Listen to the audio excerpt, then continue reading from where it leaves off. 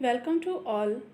Sport and game के इस पूरे सीरीज़ में इंडिविजुअल गेम्स को जो हम देख रहे थे उनमें आज हम बात करेंगे बैडमिंटन गेम के ऊपर।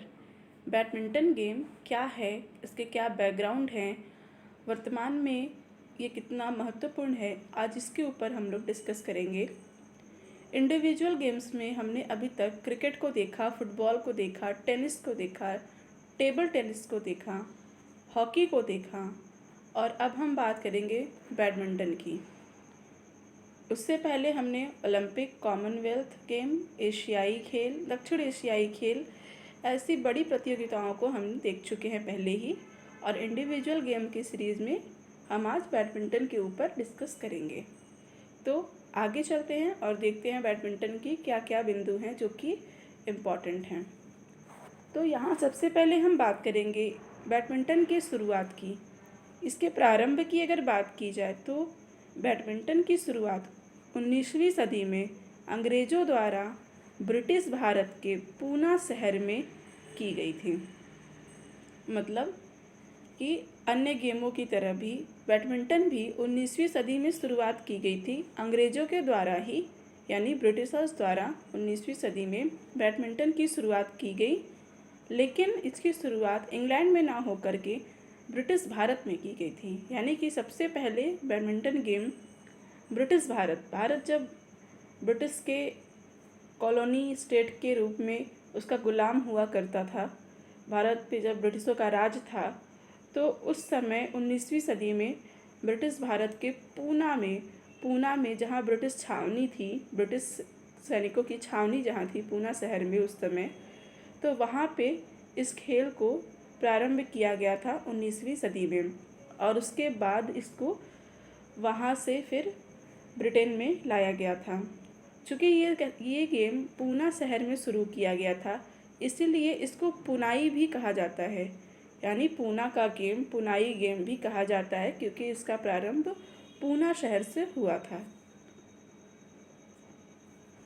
नेक्स्ट अगर हम बात करेंगे बैडमिंटन के प्रथम संस्था की, बैडमिंटन की वो कौन सी संस्था थी जो सबसे पहले स्टैब्लिश की गई थी, तो England badminton association, England badminton संघ, इंग्लैंड बैडमिंटन एसोसिएशन सबसे पहले स्थापित की गई थी।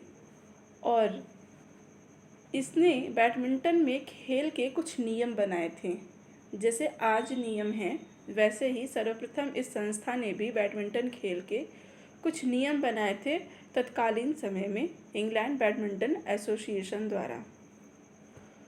वहीं हम बात करें इसकी प्रथम प्रतियोगिता की, तो इसकी सबसे पहली प्रतियोगिता, बैडमिंटन की सबसे पहली प्रतियोगिता मानी जाती है all England open badminton championship, all England open badminton championship, जो कि 1899 में आयोजित की गई थी। यानी कि बैडमिंटन की प्रथम प्रतियोगिता all England open badminton championship 1899 में सर्वप्रथम आयोजित की गई थी। वहीं वर्तमान में इसके सर्वोच्च संस्था की अगर बात की जाए तो बैडमिंटन का सर्वोच्च निकाय, जो कि बैडमिंटन के पूरे विश्व स्तर के खेल को नियमित करती है, संचालित करती हैं, तो उस संस्था का नाम जब ये बना था अंतर्राष्ट्रीय बैडमिंटन महासंघ IBF था। अंतर्राष्ट्रीय बैडमिंटन महासंघ IBF, जो कि 1934 में गठित हुआ था। चूँकि वर्तमान में इस अंतर्राष्ट्रीय बैडमिंटन महासंघ को विश्व बैडमिंटन महासंघ के नाम से WBF के नाम से जाना जाता है। वहीं जब ये संस्था बनी थी, अंतर्राष्ट्रीय बैडमिंटन महासंघ IBF जब बना था, तब इसके संस्थापक सदस्य जो थे, इस संस्था को संस्थापित करने वाले जो सदस्य देश थे, उनमें था Canada, Denmark, England, France, Netherlands, Ireland, New Zealand, Scotland and Wales. ये देश अंतर्राष्ट्रीय बैडमिंटन महासंघ के संस्थापक देश माने जाते हैं। वहीं IBF में भारत 1936 में एक सहयोगी देश के रूप में शामिल हुआ था। परमानेंट मेंबर के रूप में नहीं, एक सहयोगी देश के रूप में भारत इसमें शामिल हुआ था IBF अंतर्राष्ट्रीय बैडमिंटन महासंघ में। नेक्स्ट हम देखें, इस संस्था का जो मुख्यालय हेडक्वार्टर है वो हेडक्वार्टर कुआलालंपुर, जो कि मलेशिया में आता है, कुआलालंपुर सिटी में अंतर्राष्ट्रीय बैडमिंटन महासंघ यानी कि विश्व बैडमिंटन महासंघ WBF का मुख्यालय यानी कि हेडक्वार्टर इस्टेब्लिश है।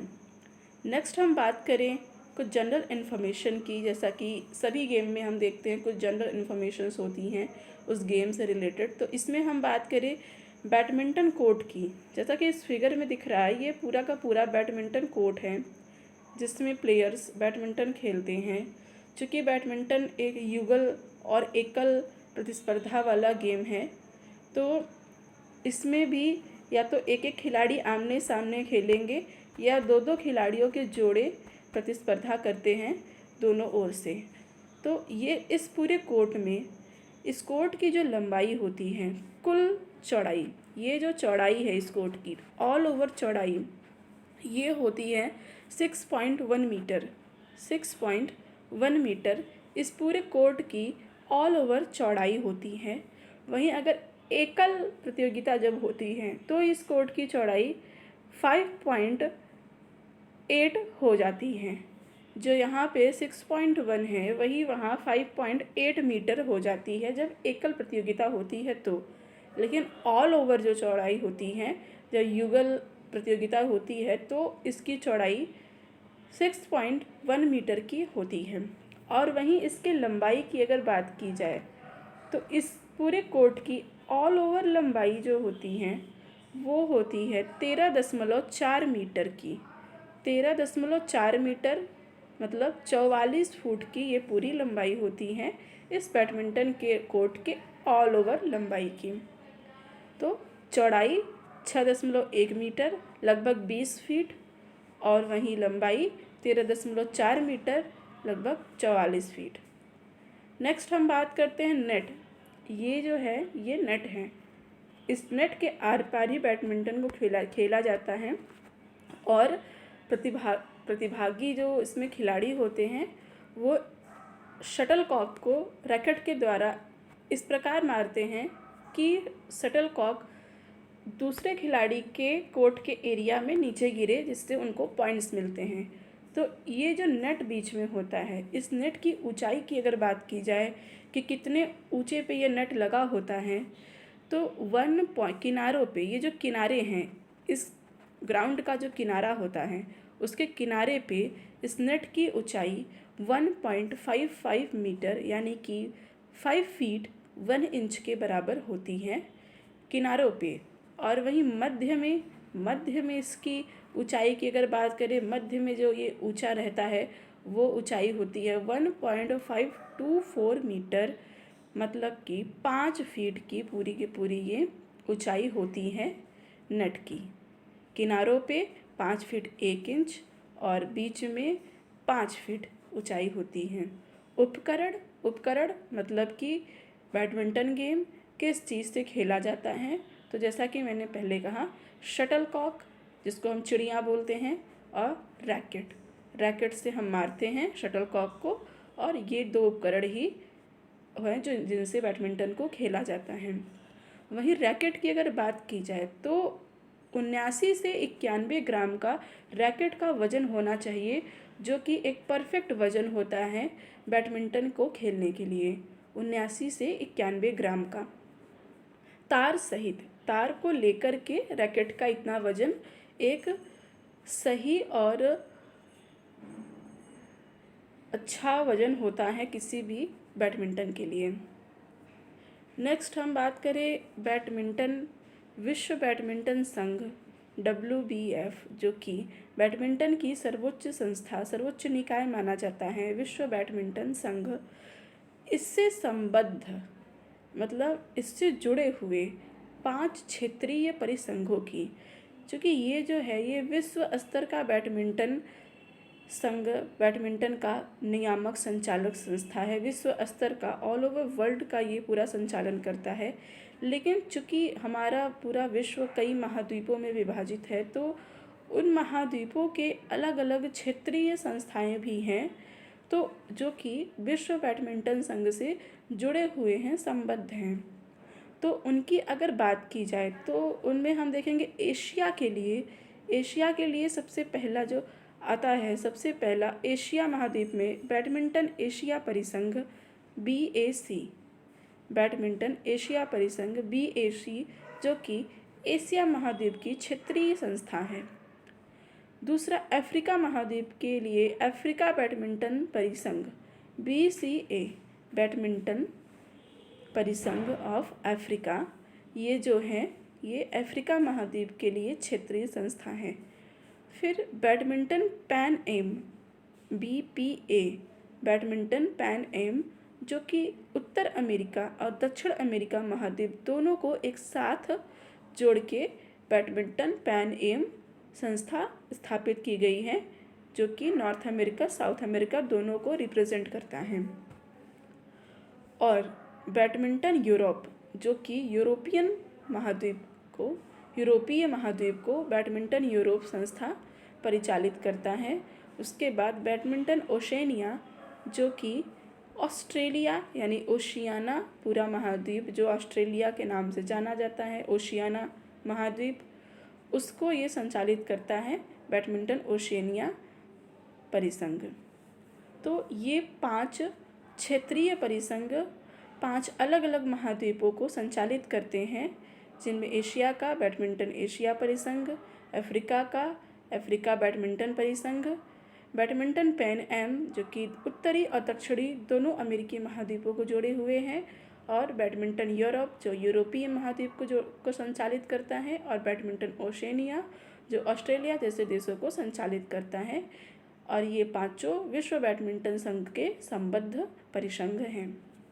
आगे हम देखेंगे बैडमिंटन में तो कुछ बैडमिंटन की जो प्रतियोगिताएं हैं, बैडमिंटन के कौन कौन से प्रतियोगिताएं आयोजित की जाती हैं विश्व स्तर पे, कौन कौन सी टूर्नामेंट खेली जाती हैं बैडमिंटन चैम्पियनशिप के लिए, तो इनकी अगर बात की जाए तो प्रमुख बैडमिंटन प्रतियोगिताओं में सबसे पहले अगर हम बात करें ओलंपिक, जो कि एक बहुत बड़ा प्रतियोगिता का मंच है जहाँ पे काफ़ी सारे खेलों का आयोजन किया जाता है। ओलंपिक के सेशन में भी हमने इसके ऊपर डिस्कशन किया हुआ है। तो यहाँ पे हम बात करें ओलंपिक में बैडमिंटन 1992 में शामिल हुआ था। सन 1992 में बैडमिंटन ओलंपिक खेल में शामिल हुआ था, जो कि अपने आप में ही एक बहुत बड़ा प्रतियोगिता का मंच है। उसके अलावा अगर हम इसके टूर्नामेंट्स, इसके प्रतियोगिताओं की बात करें तो थॉमस कप की शुरुआत वर्ष 1949 में ही हुई थी, जो कि पुरुष प्रतियोगिता है एक प्रकार का, इसमें पुरुष प्रतिभागी होते हैं। वर्ष 1949 में इसको प्रारंभ किया गया था, थॉमस कप टूर्नामेंट को। उसके बाद उबर कप को 1957 में प्रारंभ किया गया था। नेक्स्ट हम देखेंगे सुधीरमान कप 1989 से प्रारंभ है, जो कि महिला पुरुष दोनों का मिक्स एक प्रतियोगिता का स्थल है, एक मंच है, एक टूर्नामेंट है जहाँ पे महिला और पुरुष दोनों प्रतिभागी पार्टिसिपेट करते हैं। एकल और युगल दोनों प्रकार की प्रतिस्पर्धाएं यहाँ पे होती हैं। सुधीरमान कप 1889 से प्रारंभ है। वहीं विश्व कनिष्ठ बैडमिंटन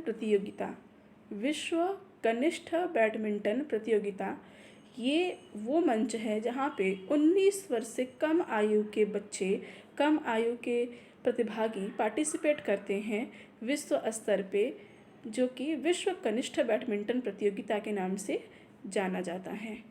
नेक्स्ट हम बात करेंगे ऑस्ट्रेलियाई ओपन, जो कि बैडमिंटन से संबंधित है। ऑस्ट्रेलियाई ओपन यहाँ ये शुरू हुआ है 1975 से, और भारत के श्रीकांत, जो कि जाने माने बैडमिंटन प्लेयर हैं, भारत के श्रीकांत ने इसमें पदक जीते हैं ऑस्ट्रेलियाई ओपन में, जो कि 1975 से प्रारंभ है। वहीं भारत में अगर बात की जाए तो Indian badminton league IBL, Indian badminton league, जैसे कि इंडियन क्रिकेट लीग होता है आपका IPL, उसी प्रकार से इंडियन बैडमिंटन लीग हमारा इंडियन बैडमिंटन लीग IBL है। तो इसमें ये जो प्रारंभ हुआ था 2013 से ये प्रारंभ हुआ है इंडियन बैडमिंटन लीग, और इसमें प्रथम विजेता हैदराबाद रहा था। 2013 के इंडियन बैडमिंटन लीग का विजेता हमारा हैदराबाद रहा था, हैदराबाद राज्य। और ये भारत का एक टूर्नामेंट है जो कि बैडमिंटन के लिए खेला जाता है और 2013 से प्रारंभ हुआ। उसके बाद कुछ भारतीय विजेता खिलाड़ियों की बात की जाए जो भारत में काफ़ी महत्वपूर्ण और प्रमुख खिलाड़ी माने जाते हैं बैडमिंटन को लेके, और विजेता भी रहे हैं वो, तो उनकी अगर बात की जाए तो सबसे पहले तो हम देखेंगे साइना नेहवाल को। साइना नेहवाल जिन्होंने 2012 के लंदन ओलंपिक में कांस्य पदक अपने नाम किया था। लंदन ओलंपिक जो कि 2012 में आयोजित हुआ था, उसमें इन्होंने कांस्य पदक जीता था साइना नेहवाल ने भारत के लिए। उसके बाद पीवी संधू की अगर बात की जाए, पीवी संधू इन्होंने वर्ष 2016 के रियो ओलंपिक में रजत पदक अपने नाम किया। पीवी संधू ने रजत पदक 2016 के रियो डी जेनेरियो ओलंपिक में, जो कि ब्राज़ील में है, वहाँ के ओलंपिक में रजत पदक को अपने नाम किया, सिल्वर मेडल को।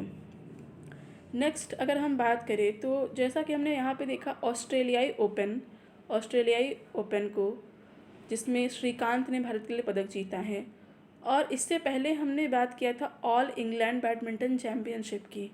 इससे पहले हमने बात किया था यहाँ पे कि जो पूरे विश्व में बैडमिंटन की सबसे प्रथम प्रतियोगिता रही है all England open badminton championship, जो कि 1899 से प्रारंभ हुई थी, आयोजित हुई थी। इसमें अगर हम देखें तो इसमें अभी तक भारत के एकमात्र विजेता रहे हैं पुलेला गोपीचंद। पुलेला गोपीचंद एकमात्र भारतीय रहे हैं जिन्होंने all England badminton open championship को जीता था वर्ष 2001 में। तो ये बैडमिंटन के कुछ महत्वपूर्ण बिंदु थे जिनके ऊपर हमने डिस्कशन किया, और ये पूरा ऑल ओवर हमारा आज का सेशन था। स्टार्टिंग से अगर हम देखें तो हमने जो डिस्कस किया इस पूरे सेशन में, हमने इसका प्रारंभ देखा, इसकी संस्थाओं को देखा, इसके प्रतियोगिताओं को देखा, इसकी वर्तमान संस्था को हमने देखा। उसके बाद हमने इसमें डिस्कस किया इसके कुछ जनरल इन्फॉर्मेशन के बारे में, इसके कोर्ट के बारे में, बैडमिंटन कोर्ट के बारे में। उसके बाद विश्व बैडमिंटन संघ जो कि एक सर्वोच्च संस्था है बैडमिंटन की, उससे संबंधित कुछ क्षेत्रीय परिसंघों के बारे में। उसके बाद हमने इसमें बैडमिंटन की कुछ प्रतियोगिताओं को देखा कि कौन कौन से प्रतियोगिताएं आयोजित की जाती हैं बैडमिंटन में। और उसके बाद भारत में इसके कुछ प्रमुख विजेता खिलाड़ियों को हमने यहाँ पे देखा कि किसने किसने भारत के लिए कब कब बैडमिंटन में पदक जीता है, कब कब मेडल लाया है भारत में, कौन कौन सा। तो ये पूरा ऑल ओवर बैडमिंटन का डिस्कशन था। तो इस टॉपिक में अभी इतना ही। Till then thank you so much. Next हम अदर गेम पे मिलेंगे। ओके।